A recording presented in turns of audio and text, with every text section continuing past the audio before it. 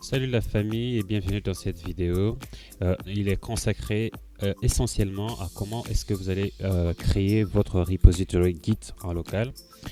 Ici, nous allons commencer par la commande git init qui vous permet exactement d'initialiser un nouveau dépôt Git dans un dossier.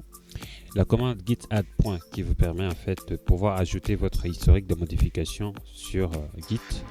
Et également faire votre premier commit qui va vous permettre en fait de signifier ou d'enregistrer votre modification. Et alors donc par défaut le premier commit on écrit toujours comme message initial commit. Après avoir effectué votre commit, eh bien, votre projet est tout neutre et il peut par la suite accepter d'autres modifications. Alors, ce que nous, on va faire ici, c'est qu'on va ajouter encore une autre modification. Donc, on va ajouter une phrase dans notre projet, donc un paragraphe, qui va nous permettre en fait d'effectuer cette nouvelle modification. Alors, bon, voilà, je vais ajouter un titre ici après H1. Je vais créer plutôt un paragraphe après les H1. Je vais donc créer ici, disons, je vais créer un site web. Voilà, donc je veux créer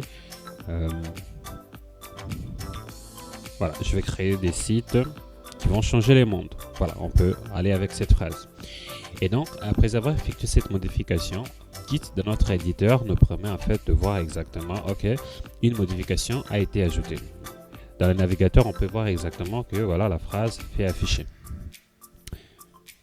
Mais plutôt avec voilà, donc avec Git sur notre éditeur, nous pouvons voir exactement l'historique des modifications.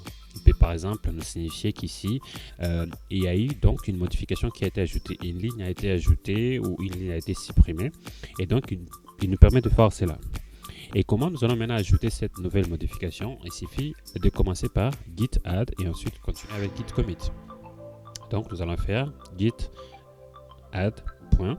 Donc nous avons plus besoin de faire git init, donc juste git add point et faire un nouveau commit. Donc on va faire git commit-m et là le message on va juste écrire ajout d'un paragraphe.